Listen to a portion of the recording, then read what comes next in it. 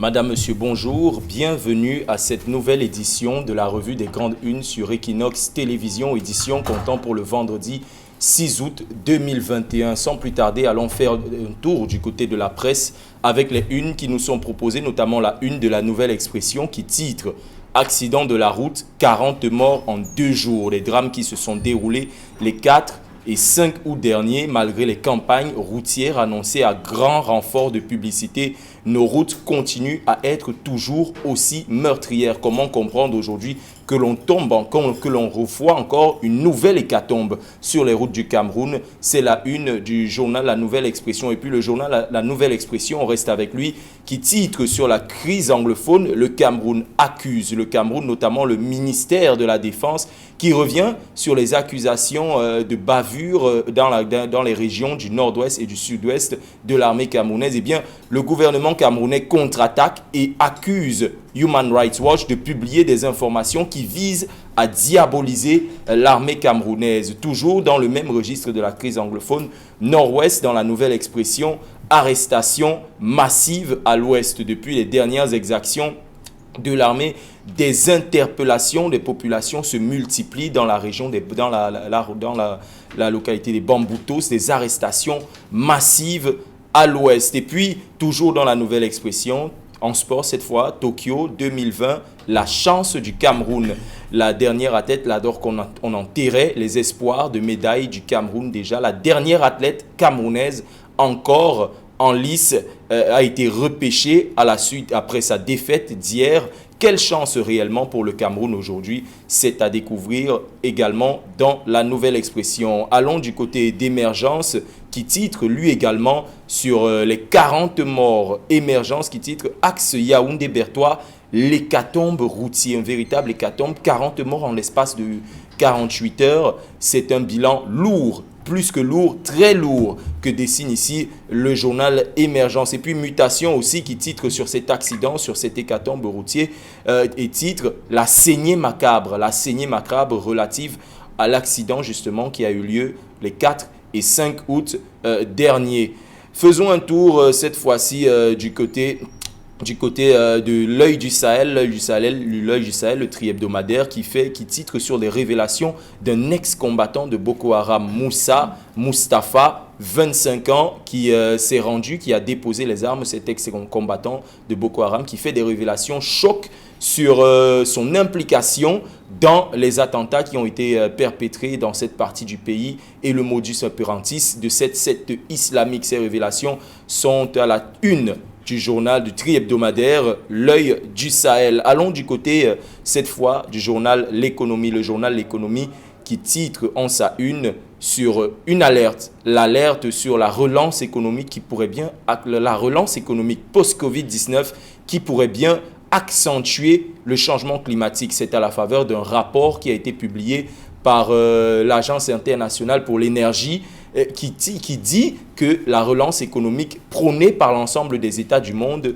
pourrait bien avoir des retombées sur le climat. Comment est-ce qu'une relance économique pourrait impacter le climat? C'est le titre que nous propose aujourd'hui le journal L'Économie. Et puis le jour qui titre, qui nous emmène du côté du marché et qui titre « Au marché, porc, poulet et poissons sont devenus plus cher. Le paradoxe, le porc qui devient de plus en plus cher alors que le Cameroun est en train d'être frappé de plein fouet par la peste porcine. Comment comprendre les enjeux d'une flambée des prix des denrées alimentaires sur le marché camerounais? C'est ce que nous propose aujourd'hui le journal Le Jour. Et pour débattre, pour y voir plus clair dans ces différentes unes proposées par les tabloïds de ce matin, j'ai l'honneur de recevoir sur ce plateau 2 journalistes et pas des moindres, Georges Sémé, journaliste. Bonjour. Bonjour à vous, Cédric Ding. Bonjour à tous les aficionados de ce plateau. Justement, Georges Sémé a en face de vous un autre et pas des moindres également, Camille Nélé, journaliste d'investigation. Bonjour. Cédric Ding, bonjour. Bonjour Georges Sémé, comme tous les vendredis. Bonjour téléspectateurs d'Equinox Télévision. Justement, on ne va pas tarder plus longtemps. On va aller du côté de ces unes, notamment la une de la Nouvelle Expression.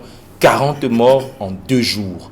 40 morts sur 3 axes routiers, notamment Makenene, Bachenga et Hawaii Je me tourne d'abord vers Georges Sémé. Georges Sémé, comment expliquer encore des morts sur nos routes? Comment expliquer ce phénomène-là? D'abord, il faut dire que on avait l'habitude de constater des accidents sur la nationale numéro 3 qu'on avait trivialement baptisé le triangle de la mort. Le triangle de la mort, l'axe de la mort. Mais cette fois-ci, la nationale numéro 4, je crois, qui a livré ce spectacle macabre de 40 morts, a ravi la vedette à la nationale numéro 3. Et vous me demandez pourquoi encore ces hécatombes. Je crois que devant la représentation nationale en février dernier, le ministre des Transports lui-même, qui a rendu public un communiqué hier suite à ces accidents, a présenté les résultats d'un rapport d'un cabinet Siscom qui retraçait les causes des accidents. Et dans ce découpage, il en ressort que les causes des accidents sont causées par l'erreur humaine sur 90%. Et selon la même délimitation, 10% sont attribués au mauvais état de la route. Voilà.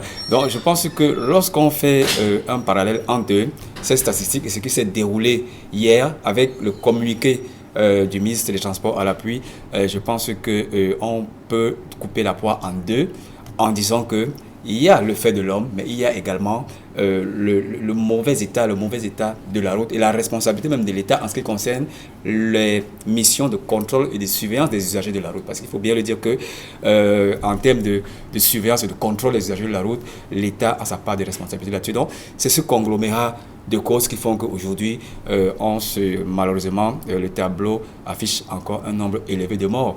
Et les mêmes statistiques disaient en février que, du même ministre des Transports disait qu'en 7 ans, le Cameroun a enregistré plus de 7200 morts sur nos routes. Donc c'est extrêmement grave et il faudrait qu'on se pense sérieusement sur cette question en interrogeant pas seulement la responsabilité individuelle des usagers de la route, mais également la responsabilité de l'État en ce qui concerne le développement des infrastructures routières, mais également sa mission de contrôle et de surveillance des usagers de la route qui est quelquefois plombée par les actes de corruption que nous observons de la part des corps habillés de notre pays.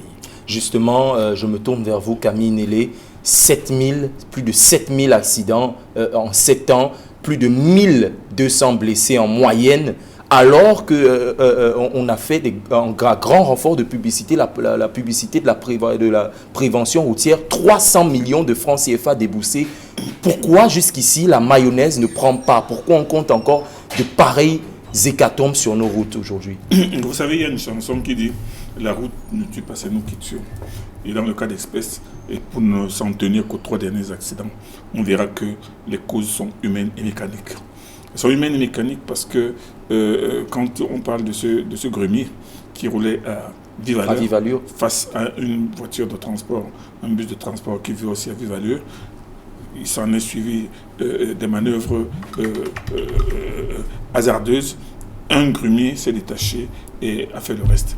Quand il s'agit de l'autre accident, il s'agissait d'un camion qui était stationné en bordure de route en panne et dans lequel est venu s'encastrer le bus. C'est-à-dire qu'en réalité, quand on parle des responsabilités, les responsabilités dans ces cas d'espèce, elles sont humaines. Elles sont humaines dans la mesure où les bus et les camions ne sont pas toujours en bon état.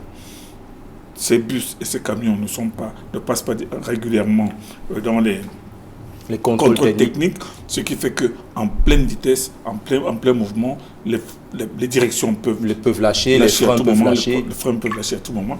Et c'est ça qui cause des accidents. Bon, sans oublier la fatigue des conducteurs qui roulent parfois pendant 12, 13, 14 heures sans s'arrêter, sans oublier maintenant les excès de vitesse, sans oublier même éventuellement la consommation d'alcool. En fait, ce sont les hommes qui sont la cause. Le ministre des Transports qui surveille la route comme de l'huile sur le feu fait le maximum qu'il peut pour conscientiser les gens.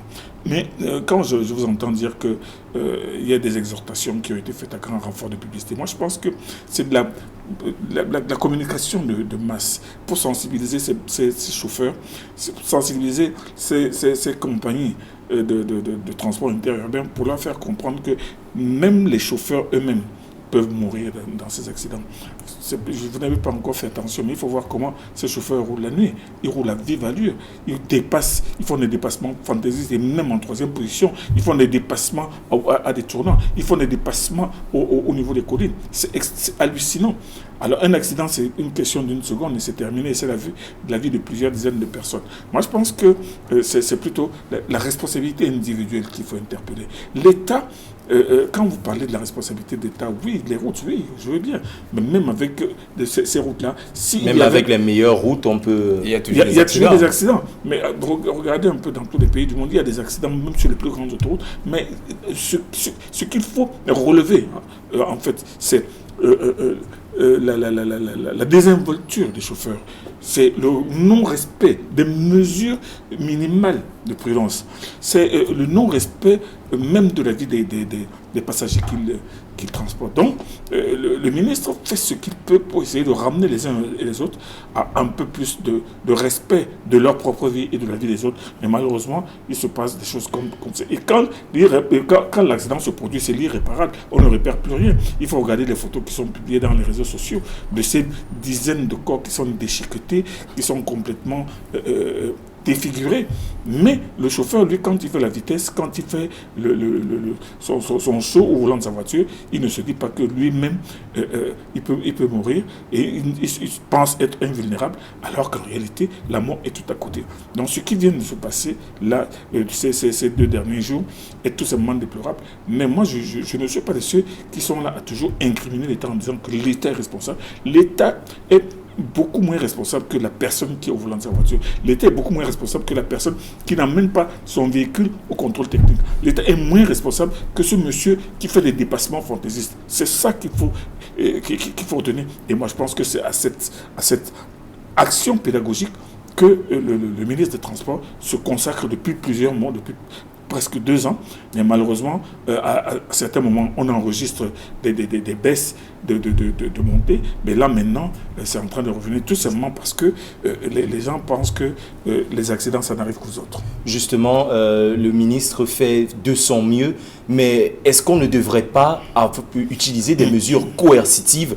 La falaise de Nchang qui a déjà fait de nombreux morts, il n'y a toujours rien qui a été fait justement pour sécuriser cette zone-là. Des agences de transport, je vais dire ça comme ça, Tantampion, qui se permettent de faire conduire des chauffeurs durant la nuit. Il y a eu des sanctions qui ont été prises, mais parfois on a l'impression que ces sanctions-là sonnent comme un coup d'épée dans l'eau. Est-ce que des mesures coercitives réellement fortes ne devraient pas être mises sur pied, Georges Sémé? Alors d'abord, il faut rappeler que même avec les routes les plus sophistiquées, les accidents de la route ne s'arrêteront pas.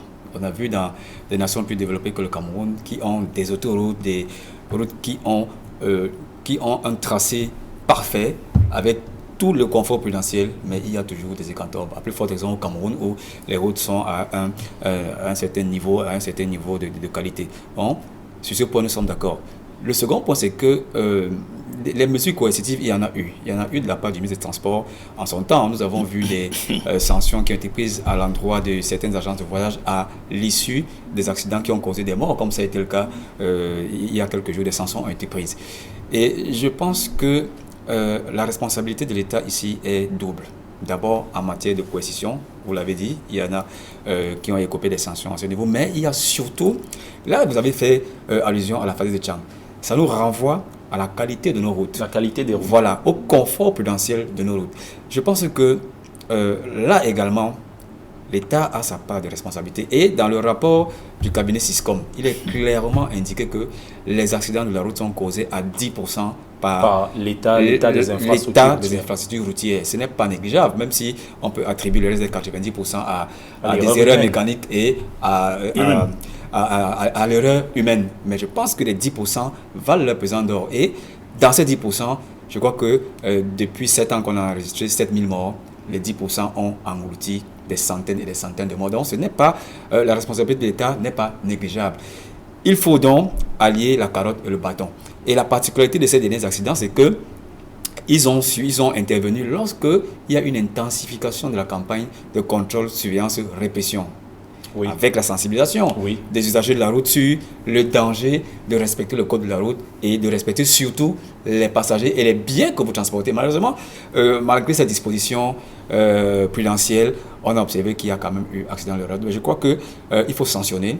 Il faut sanctionner à la fois les agences de voyage qui ne prennent pas toutes les précautions pour encadrer leurs chauffeurs, mais également, dans ces cas qui ont été relevés il y a quelques jours, les sociétés de travaux publics qui parfois pêchent également par une certaine négligence. Et le ministre l'a mentionné d'ailleurs dans son communiqué en disant qu'il y a les agences de voyage irresponsables, mais il y a aussi des entreprises des travaux publics qui sont chargées quelquefois d'utiliser des engins lourds pour transporter leur matériel qui malheureusement sont impliqués dans ces accidents. Il ne faut pas toujours voir le côté des agences de la route, il y a d'autres acteurs qui provoquent ces accidents. Donc, tout cela fait que le ministre devrait sévir. Et dans son communiqué, il a dit que désormais il va. Non, je crois qu'il faut déjà sévir. Il faut déjà comme sévir. ça a été le cas par le passé, parce que 40 morts, c'est beaucoup. Et je crois qu'en cela, il faut sévir dès maintenant, au lieu de dire que désormais on va sévir. 40 morts, c'est beaucoup. Et il faut allier la carotte et le bâton. Il faut des mesures coercitives. Mais à côté de cela, il faut, en rapport avec la faillite de Tchang, avoir des routes de qualité, parce que c'est quand on a des routes de qualité qu'on diminue au moins d'une certaine de façon niveau. scientifique je vais dire le nombre d'accidents de la route. Voilà. Mais Cédric Ding, quand vous parlez de l'approche coercitive, j'ai l'impression que vous avez la mémoire courte. Vous vous souvenez que le ministre a suspendu deux sociétés de transport, deux agences de transport, et tout de suite après, il y a une levée de bouclier des syndicats qui ont commencé à dire que ouais, voilà, nos sociétés sont en danger, c'est les personnels, c'est des centaines de personnes qui sont jetées à la rue, il faut pas faire cela. C'est-à-dire que ces personnes ont oublié les causes. Les causes premières de ces accidents. Non seulement les causes des accidents, mais surtout la cause de la réaction de l'administration. Les conséquences humaines au bénéfice de l'économie. Or, ces syndicats ont commencé à ruer dans les brancards, à faire tout pour que cette sanction soit levée. Et la presse a accompagné ces mouvements à grand renfort de cris d'orfraie, pour dire que non, écoutez, on ne peut pas suspendre une entreprise et suspendre tous les personnels qui emploient les gens. Et les envoyer à la rue. De telle manière que de façon induite, maintenant c'est l'État qui était dans la posture de l'accusé. Voilà, qui se trouvait dans la posture de l'accusé. Alors qu'en réalité, ces syndicats et ces associations devraient comprendre que cela a été fait. C'est-à-dire que ces sanctions ont une portée pédagogique et une portée évidemment punitive. Non. Or, leur problème, c'est que oui, on vous suspend, mais si on vous suspend, qu'est-ce que les autres vont devenir? Alors qu'en réalité, le propriétaire de l'agence devrait savoir qu'un chauffeur qui est l'auteur de la mort de plusieurs passagers, mais c'est la responsabilité de l'agence. C'est la responsabilité de l'agence. C'est pour ça que maintenant, et c'est pour ça que dans son dernier communiqué, le ministre dit qu'il va sévir. Il a déjà sévi. Moi, j'ai entendu un chroniqueur dire que oui, il va sévir contre qui, puisque l'auteur est mort. Non, c'est pas contre l'auteur. C'est pas contre l'auteur, c'est contre son employeur. Son employeur qui devrait moraliser les autres, leur dire que, écoutez, si vous faites un accident, c'est toute l'entreprise qui est frappée. Faites donc attention. C'est la vie des Camerounais qui sont... C'est des vies qui sont en danger. Donc, essayez de tout faire pour On se souvient même que les voyages de nuit avaient été suspendus à un moment donné. Effectivement, parce que justement, je ne sais pas si vous avez déjà pris une voiture la nuit, non seulement vous voyez des choses extraordinaires, la voiture qui arrive face à vous, vous éblouit. Pendant que vous éblouit, si une voiture est stationnée quelque part là devant, vous la voyez pas. Vous la voyez pas, vous rentrez dedans. Et ça, c'est l'un des cas les plus fréquents d'accident où une voiture ne voit pas la voiture stationnée en bordure de route, il s'encastre dedans. Donc, moi je dis, il faut faire attention avec cette façon de vouloir présenter l'État comme s'il est incapable de sanctionner, s'il est incapable de punir. Non, l'État l'a fait, le ministère des Transports l'a fait. Il a suspendu des agences, mais tout de suite après, il y a eu des réactions que moi j'ai trouvées tout simplement scandaleuses, mais face auxquelles le ministre a été obligé de lever un peu le pied en se disant que mais normalement, il aurait dû être ferme Et moi, je pense que maintenant, plus que jamais, il devrait faire preuve de cette fermeté-là. Plus de fermeté. De plus de fermeté par rapport à ces agences qui aujourd'hui portent la vie de plusieurs millions de Camerounais. Et vous voyez que c'est pratiquement toujours les mêmes agences.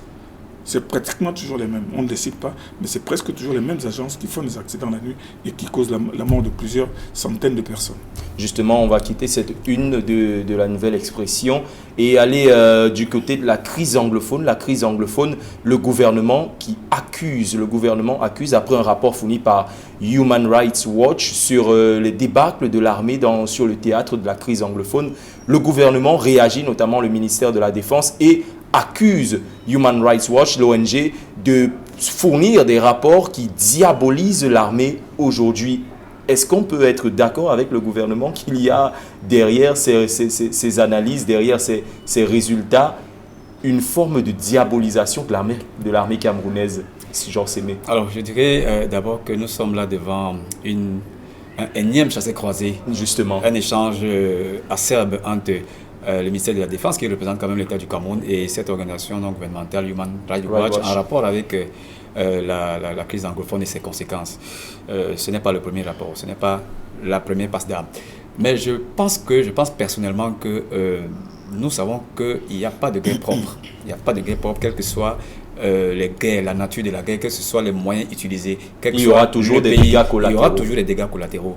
Pour le cas spécifique du Cameroun, nous sommes là dans une guerre asymétrique, on l'a toujours dit, et on a une armée qui devrait normalement défendre l'intégrité de son pays, préserver les biens et protéger sa population, mais on a en face des gens qu'on ne voit pas du tout, qui se fondent parfois dans la population et qui mènent une sorte de guerre qui n'est représentée dans aucun manuel de guerre. Donc je crois que c'est extrêmement difficile pour notre armée de faire la guerre en respectant le droit de la guerre, parce que, comme on l'a dit, même dans les pays qui ont des moyens sophistiqués de guerre, qui ont une bonne connaissance du droit de la guerre, il y a toujours des bavures.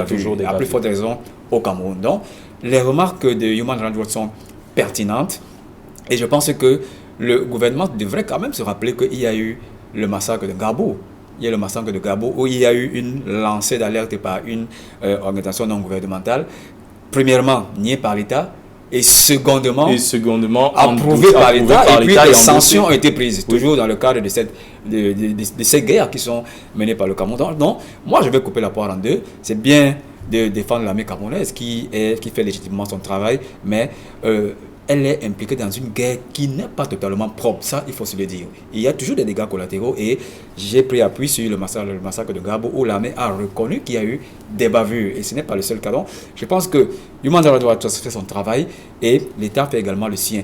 Mais seulement, le bémol qu'il faut introduire dans cette analyse, c'est qu'on donne l'impression que l'État viole systématiquement les droits de l'homme dans le cadre de cette guerre, ce qui n'est pas du tout vrai.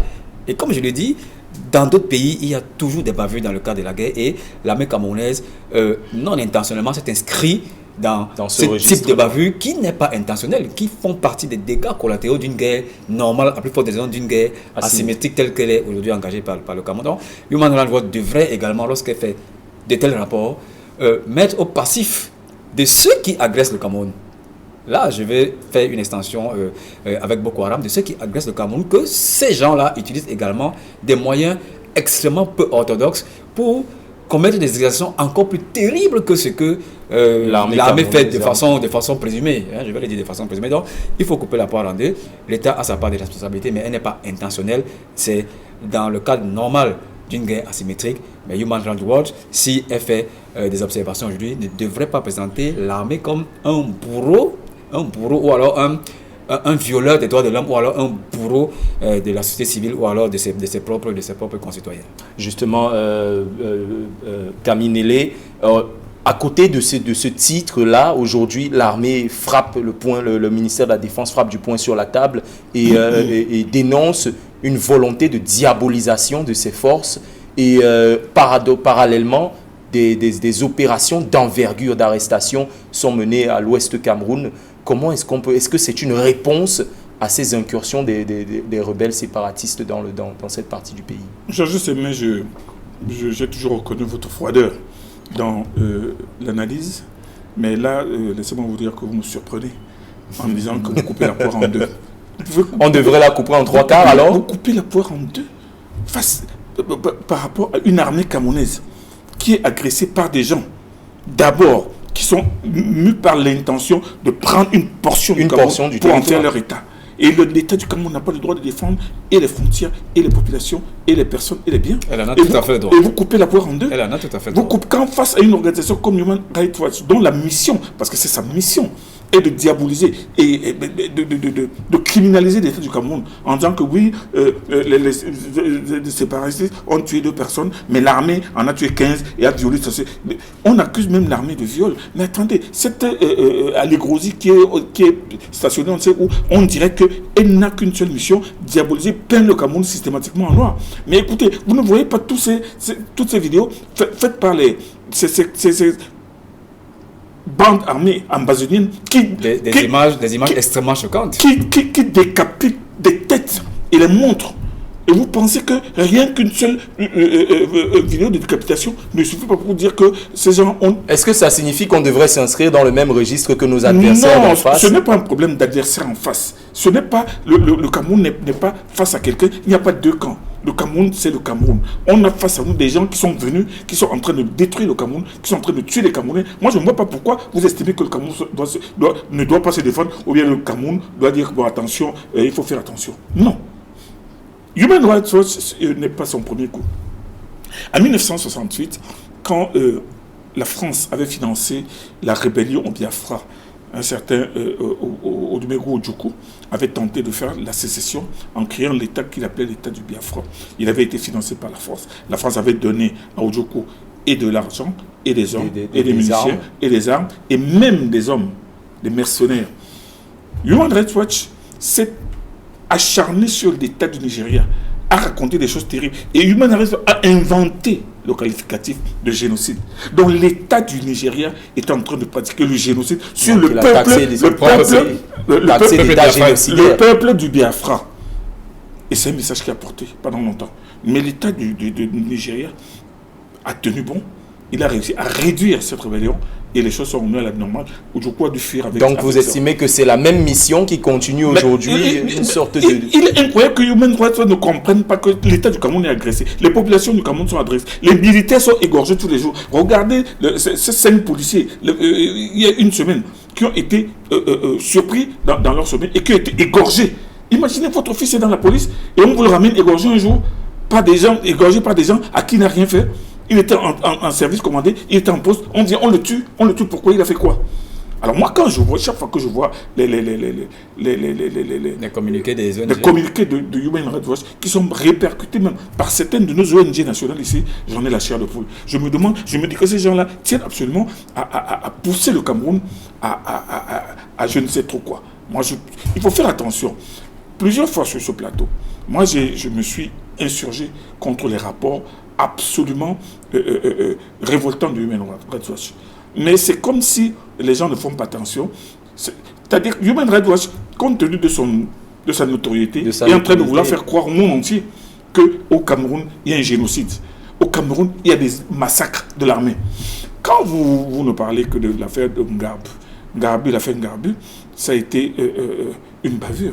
Mais des bavures, vous-même, il y en a partout. Et en réalité... On pourrait également mettre à l'actif des sécessionnistes le massacre de Kumba également aussi. Vous parlez du massacre de Kumba, vous ne mettez pas le massacre des enfants. Des décapitations. Les massacres des enfants, civils. Ils sont arrivés dans un lycée, ils ont tué 8 enfants à la machette. Vous n'avez pas vu ça? On tue des enfants de 7 à 12 ans. Et ça, vous estimez, vous passez ça par perte et profit. Moi, je pense qu'il faut faire attention avec ce Human Rights Watch. Moi, je pense que le Cameroun même devrait même être en droit de poursuivre Human Rights Watch.